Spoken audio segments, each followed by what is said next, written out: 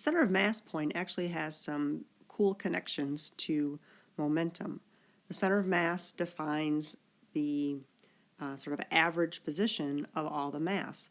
And you can look at the motion of that center of mass point, and it describes the overall motion of the system, how it would move if all of the mass was located at that point.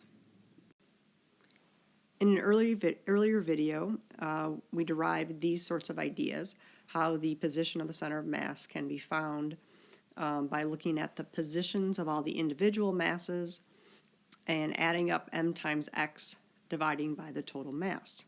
But we can also look at the speed, or velocity really, of the center of mass by using a derivative.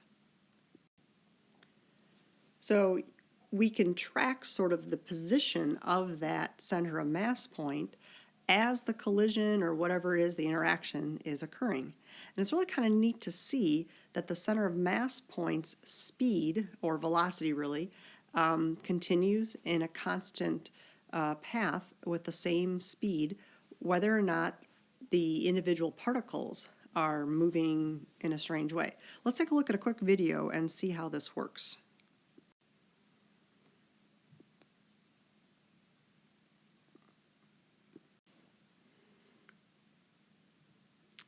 So, as it says, we're going to first kind of get a sense of what's happening in this experiment.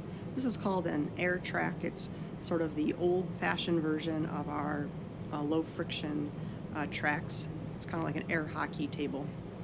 So these two carts are sort of hovering really over the air track, and they're connected by an elastic material.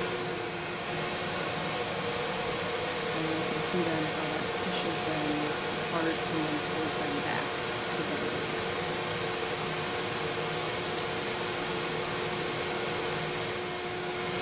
The red dot represents the center of mass point, and of course you can sort of watch it within the video. But now we'll be able to see it a little bit more clearly. Same motion.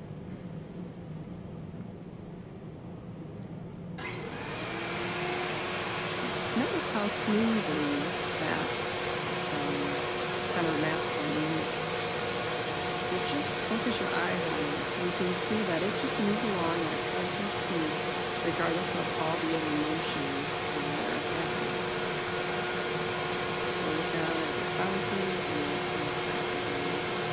Just really focus on just that point. When you hide the other ones with your hands, you can see the constant speed. Now this doesn't always happen, but if we have what's called a closed system, where there's no external force or no net external force on the system, then the whole system moves together with a constant velocity.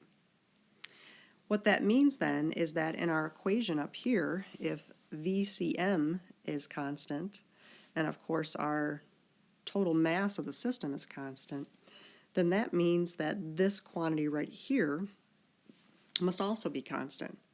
And so basically what we've done here is shown that momentum should be conserved, because no matter what the momentum of the individual pieces are, we can take m1 times v1 plus m2 times v2, and it will equal the total momentum. Now if there is some sort of outside force, then we will see the effects of that outside force certainly on the object. But if that object or that system, if we can locate the center of mass point and we just focus our attention on the center of mass, it behaves as if just that outside force is acting. So this bowling ball that's got a fuse on it, if you throw it up in the air and it explodes, of course all the pieces fly off in all sorts of directions.